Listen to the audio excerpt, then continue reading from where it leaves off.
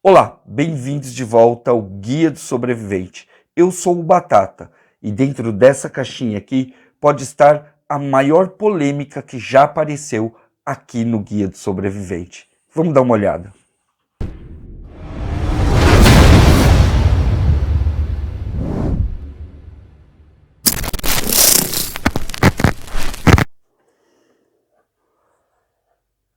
Armas que usam como propelente CO2.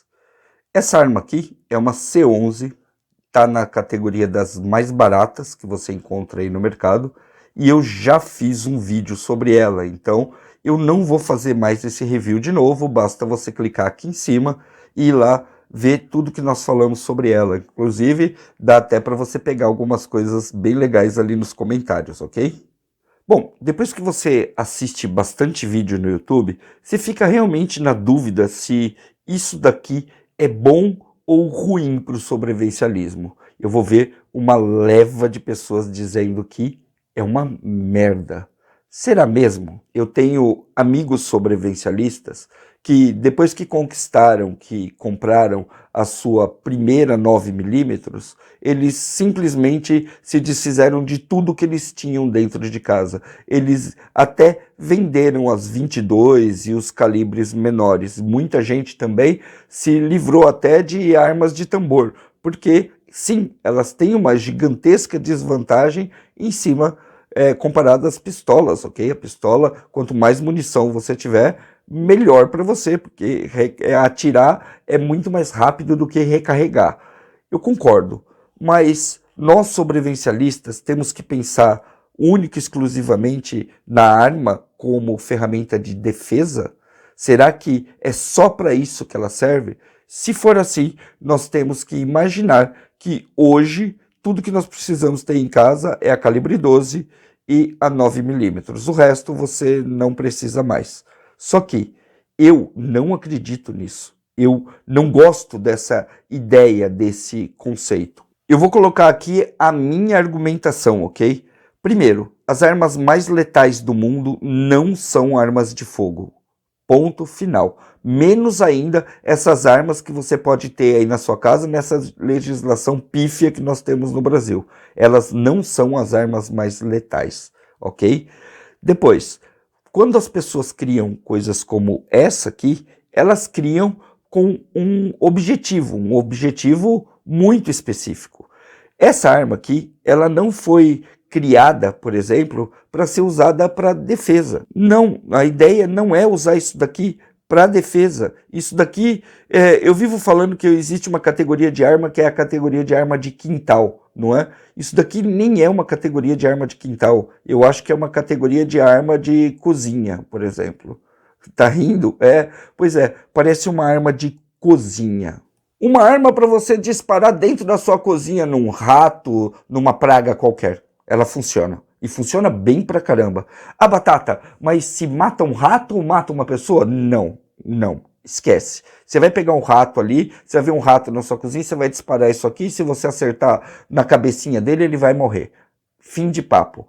Se você pegar uma 12 e atirar no mesmo rato, você vai levar azulejo, móvel, você vai ter um ricochete desgraçado e sem contar que você vai vaporizar o rato e jogar pedaços de rato para todos os lados. Ou seja, atirar num rato na cozinha com uma 12 é uma péssima ideia. Você vai ter que usar recursos menores para fazer isso. Tipo isso aqui, tipo uma airgun, tipo uma zarabatana, tipo armas alternativas. Armas que não são armas de fogo propriamente ditas. Ah, mas e se eu atirar com uma 22? Pois é, 22 ainda está dentro daquelas legislações obscuras, onde se você fizer um disparo dentro da sua casa só porque você está afim, alguma autoridade, algum vizinho que te denuncie, pode ir lá cobrar a bronca e você pode ter problemas. Existe uma frescura muito grande em cima de armas de fogo no Brasil, um monte de legislações pequenas. E como sobrevivencialista, eu treino com armas de fogo. Eu acho até que eu não tenho armas de fogo suficiente, ok? Eu hoje tenho 2 espingardas, um rifle e uma arma curta. Eu deveria ter mais, porque eu tenho 2 propriedades para proteger. Mas esse não é o caso. O caso é, eu preciso de um volume maior de armas se eu quiser ter uma eficiência real em defesa, ou eu tenho que ficar andando de um lado para o outro carregando minhas armas. Quando eu passo um período lá na minha casa, eu tenho que levar minhas armas para lá, ou trazer ela para cá, ou dividir o arsenal, e aí um de nós, eu ou a raposa, não vamos estar com armas de fogo na hora que eu realmente precisar. Então eu preciso mesmo de mais armas de fogo pensando em defesa.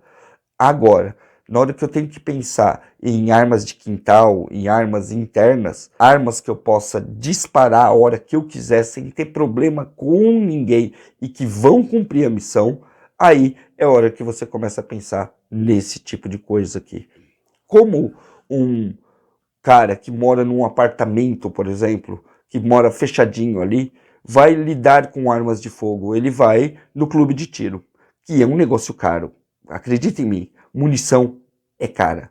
Munição é muito cara. Então, se você quiser treinar, se você quiser melhorar a sua pontaria, se você quiser brincar, você vai gastar uma boa grana no clube de tiro. Fato. Sem contar que você tem que pagar mensalidade, isso e aquilo.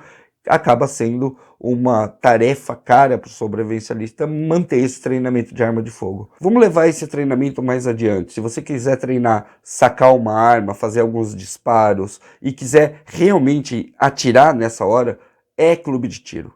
Agora, se você quiser fazer uma coisa diferente, sem grandes obrigações, você pode usar uma arma dessa daqui, ok?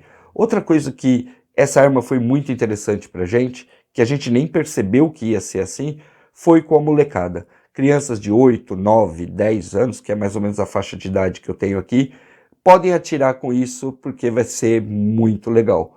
Só que, novamente, nesse caso, a arma se torna muito perigosa. E ela é realmente perigosa. Na minha opinião, esse tipo de arma ela é perigosa porque ela é um brinquedo que machuca pra cacete. E ponto final.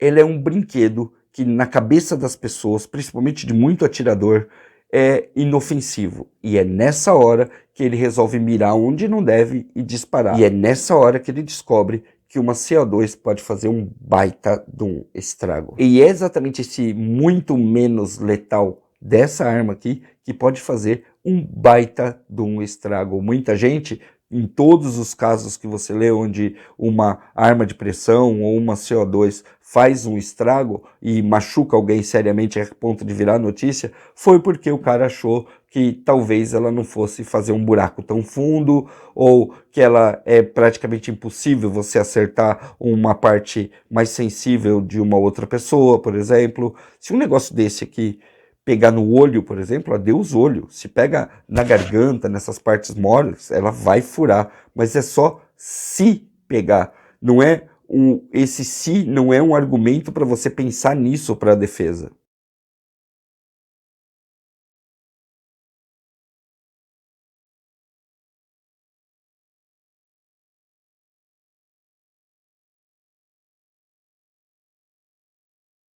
Uma dúvida que foi levantada muitas vezes naquele outro vídeo foi que depois de um tempo você não encontra mais suprimentos para esse tipo de equipamento aqui, esses equipamentos mais leves, de CO2 e tudo mais. Mentira.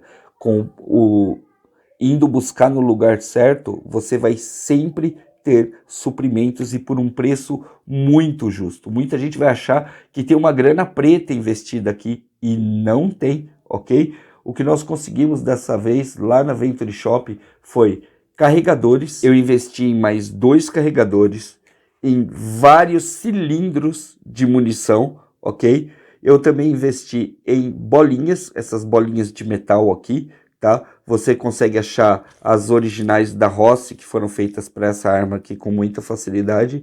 E não foi só isso que eu fui buscar não, ok? Olha só que bacana. Um marcador laser já adaptado para armas. Ah, é para airsoft. Tudo bem, essa arma não tem recuo e ele vai funcionar muito bem nesse tipo de equipamento. Além disso, eu também comprei um que está aqui embaixo, ó, que é um kit de limpeza para carabinas, tá? Da mesma forma que serve para carabina de pressão, também vai servir para as armas CO2. Embora essa arma não deixe muito resíduo de chumbo dentro dela, porque ela usa esferas de metal, esferas de aço. Então ela não vai ter assim grandes sujeiras, mas é legal você fazer uma manutenção de vez em quando. Se você estiver pensando em outras armas alternativas do tipo crossbow, saiba que você também encontra tudo por lá, desde cera para arco até flechas dessas que são usadas para as mini crossbow de vários modelos, tá? Da última vez que eu entrei tinha aquela de plástico mais simplesinha e tem essas de alumínio que são ótimas e também corda de arco, que é uma coisa que sempre gasta. E se você vai investir num equipamentozinho como esse, vale muito a pena você ter uma reserva dessa aqui, porque nunca se sabe. Que na retratação daquele último vídeo, não é culpa do propelente, ok? O propelente é aquilo que faz a força necessária para jogar o projétil para fora, ok?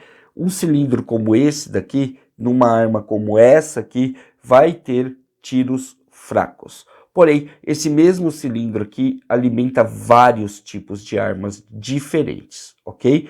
Por exemplo, nessa daqui você vai ter uma velocidade baixa, um impacto baixo. Se você pegar outro vídeo do canal, você vai ver que eu tenho uma outra arma de CO2 que faz pouquíssimos disparos. Ela faz 5, 6, 7 disparos com alguma força e depois gastou todo o cilindro. Essa aqui faz 30, aquela faz 7.